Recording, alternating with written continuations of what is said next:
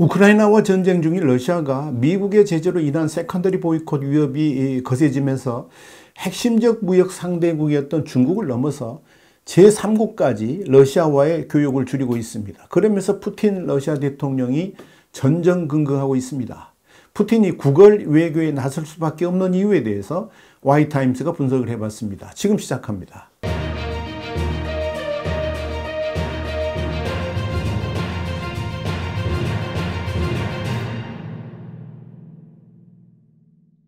일본의 니케이 아시아는 4일 러시아의 돈줄을 끊기 위한 미국의 제재망이 제3국까지 확대되면서 러시아의 무역 고립이 심화하고 있다 그랬습니다. 그러면서 이 러시아의 군수물자 자금 조달을 돕던 우호국의 금융기관들이 잇따라 거래 제한이 나서면서 나타나는 현상이다 이렇게 보도를 했습니다. 니케이는 이어서 러시아 중앙은행을 인용해서 러시아의 1월에서 4월 수입액이 지난해 같은 기간보다 10% 줄었다라고 전했습니다. 특히 이 주목을 끄는 것은 러시아의 전쟁 물자를 조달하는 것으로 알려진 중국으로부터의 수입 규모도 3월 이후에 급감하고 있다는 점입니다. 중국 해관 총서 그러니까 세관 자료에 따르면 지난 5월 중국의 대러시아 수출액은 전년 동기 대비 14%나 감소를 했습니다. 이는 3월에 16% 감소에 이은 것으로 2022년 6월 이후 처음으로 전년 대비 감소한 수치입니다. 그 중에서도 강철과 알루미늄 같은 것을 비롯해 가지고 이중용도 품목으로 지목된 전자부품의 수출들이 상당한 차질을 빚고 있는 것으로 나타났습니다. 중국 외에도 그간 러시아와 우호적인 관계를 유지해온 신흥 국가들과의 교역도 눈에 띄게 둔화를 하고 있습니다. 올해 1분기에 튀르키예 그러니까 터키의 대러시아 수출은 전년 동기 대비 30% 감소했고요. 같은 기간 카자흐스탄의 대러시아 수출 역시 25% 줄어들었습니다. 니케이는 이에 대해서 중국의 대러시아 무역은 지난해 사상 최고 수준을 기록했다 그러면서 튀르키예와 카자흐스탄, 아르메니아 등 중앙아시아 국가들도 중국이 첨단 부품을 우회 수출하는 통로 역할을 해서 그간 러시아의 군수 경제를 가속화하는 주요 통로가 되어 왔다라고 전했습니다. 올해 들어서 러시아와 우호 국가들의 교역에 제동이 걸린 이유는 역시 미국의 추가 금융 제재 때문이라는 분석이 나옵니다. 실제로 미국 정부는 지난해 12월 중국이 러시아에 대해서 전쟁 물자로도 사용이 가능한 이중용도 물품 등을 수출하는 것에 대해서 미국이 이를 취급하는 금융기관을 제3자 제재 그러니까 세컨더리 보이콧을 가할 수도 있다 이렇게 강력하게 경고한 바 있었습니다. 그런데 이런 제재가 현실화되면서 중국의 주요 은행들이 이 러시아하고의 송금 및 거래를 제한하고 나섰다 이렇게 볼 수 있을 것입니다. 미국의 제3자 제재가 강력한 힘을 갖는 것은 미국의 금융 제재를 받게 되면 스위프트 글로벌 경제 시스템에서 배제되기 때문입니다. 그렇다면 달러를 사용하는 모든 결제 시스템에 들어갈 수 없게 됩니다. 만약 중국의 한 은행이 그런 제재를 받는다 그러면 그 은행은 국제적 금융거래가 전면 중단될 수 있어서 사실상 영업을 중단해야 되는 위기에 몰릴 수도 있습니다. 현재 러시아는 지난 2022년 우크라이나 침공 이후에 스위프트 결제망에서 배제되어 있습니다. 그래서 러시아는 이 무역 흐름을 유지하기 위해서 중국 등 제3국의 은행 등과 거래를 하고 있기는 합니다만은 이 대형 은행들은 거의 모두가 달러를 기반으로 한 글로벌 금융 시스템에서 벗어날 수 없다는 점에서 이 미국의 제재를 두려워할 수밖에 없다 이렇게 보시면 됩니다. 이런 이유로 중국의 대형 은행인 공상은행 등은 최근 러시아에 대한 위안화 표시 결제를 거부하고 있는 것으로 나타났습니다. 실제로 한때 양국 간의 무역 결제의 약 80%가 중단되기도 했다는 겁니다. 여기에 대해서 중국의 한 물류업체 관계자는 3월부터 대러 거래는 특정 은행을 통해서만 결제를 할 수 있게 됐다 그러면서 거래가 가능한 은행의 심사 역시 엄격해져서 입금까지 1개월 이상이 소요되는 상황이다 이렇게 니케이에 말을 했습니다. 튀르키예의 주요 금융기관들 역시 1월 이후에 러시아 군수업체들의 법인 계좌 폐쇄를 통보했습니다. 군수 관련 업체가 아니더라도 서류나 데이터 확인 절차를 강화하는 등 규제에 나선 겁니다. 또 아랍에미레이트 그러니까 UAE의 대형 은행인 펄스 아부다비 은행과 에미레이트 NBD 등 역시 같은 조치를 실시했고 몽골의 일부 은행도 지난달 결제를 일시 중단한 것으로 파악이 됐습니다. 심지어 이 러시아의 우방국인 카자흐스탄의 은행마저도 러시아 신용카드를 거부하기 시작했습니다. 또 러시아 매체인 코메르산트의 보도에 따르면 3월 말부터 러시아 전자부품 제조업체의 결제가 중국 은행에서 처리되지 않고 있습니다.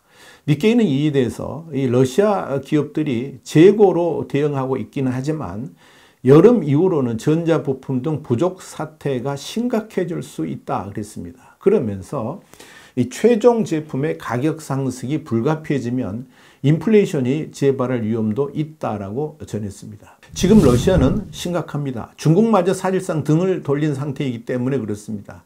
여기 대해서 러시아 중앙은행은 5월 보고서에서 지난해 가을 이후에 미국의 제재가 러시아의 기업뿐만 아니라 모스크바의 우호적인 국가의 기업들도 표적으로 삼았다 그랬습니다. 이 무역 감소와 국경 간의 결제의 복잡성 증가에 대해서 경고를 했습니다.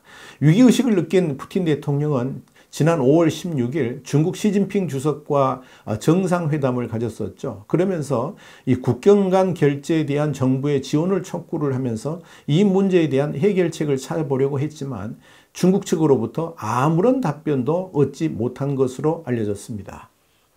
그도 그럴 것이 중국으로서도 이런 미국의 제재에 대해서 뾰족한 수가 없기 때문에 그랬을 것입니다.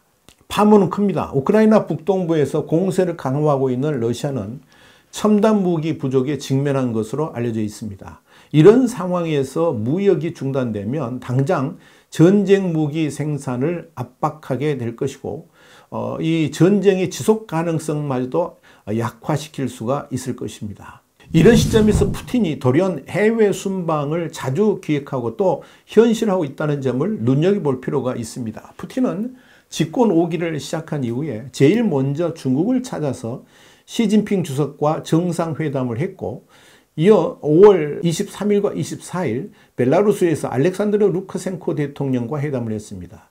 그리고 세 번째 순방지가 지난 5월 26일 우즈베키스탄이었습니다. 사실 그동안 푸틴의 해외 순방은 그렇게 흔하지는 않았습니다. 물론 지난해 3월 국제형사재판소 ICJ로부터 전쟁 범죄 혐의로 수배가 내려진 상황이기도 하고 서방의 제재가 극심해지면서 해외 활동에 큰 제약을 받고 있기는 합니다. 그랬던 푸틴이 취임 5기 접어들면서 이렇게 해외 순방을 강화하는 데는 분명히 뭔가 푸틴의 꿍꿍이 속이 있다는 것을 말해줍니다.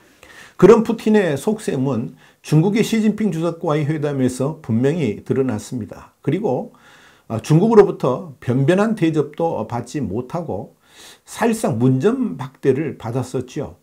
심지어 푸틴의 역점 사업이자 러시아로서는 상당한 수입원이 될 수도 있는 시베리아의 힘2 가스관 계약마저도 중국의 거부로 체결하지를 못했습니다. 명색이 국빈 방문이면서도 단 하루의 회담으로 끝날 정도로 분위기 역시 냉랭했습니다. 왜 그랬을까요?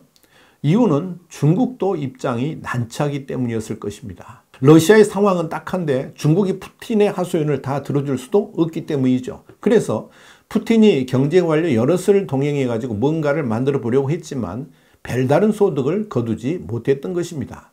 이런 가운데 푸틴은 이제 북한의 김정은도 만날 것으로 보입니다.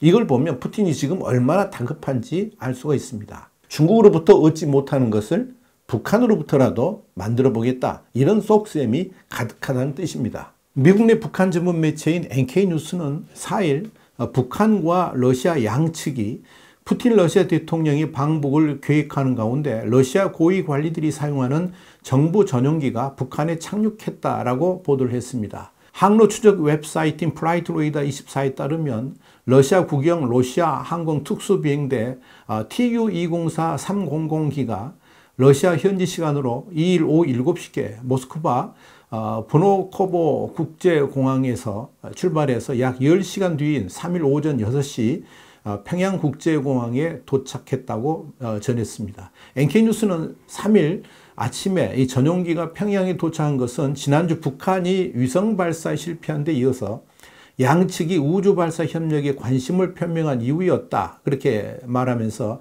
고위 관리가 사용하는 정부 여객기의 예고 없는 비행은 정상회담 준비 또는 군사 및 우주 협력과 관련이 있을 수 있다고 짚었습니다.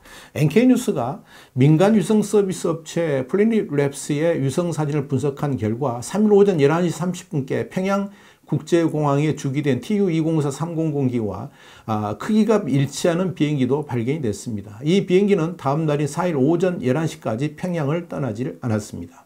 이와 관련해서 북한과 러시아 어느 쪽도 이 러시아 정부 고위 인사가 이용하는 비행기의 북한 방문 목적을 밝히질 않았습니다.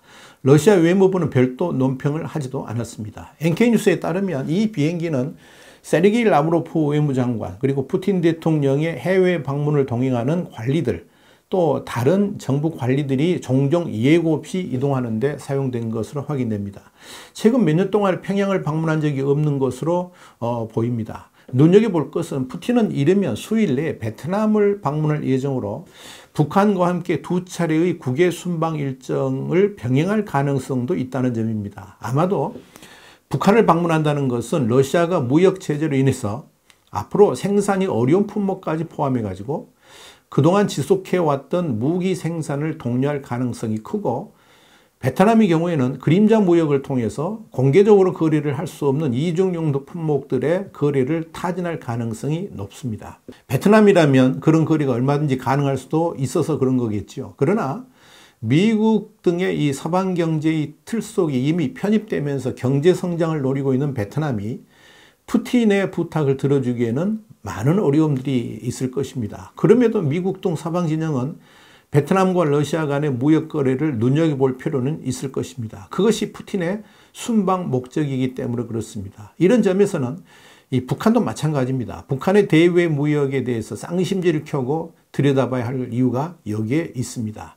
이렇게 푸틴은 갑작스런 해외 순방을 통해서 사실상 국을 외교를 하고 있다고 보면 될 겁니다. 그러나 푸틴의 뜻이 이루어지기는 쉽지 않을 겁니다. 이렇게 미국의 제재는 푸틴의 자존심을 숙일 수밖에 없도록 날로 강도도 심해지고 또 상당한 효과를 발휘하고 있다. 이렇게 보시면 되겠습니다. 와이타임 정세 분석이었습니다. 감사합니다.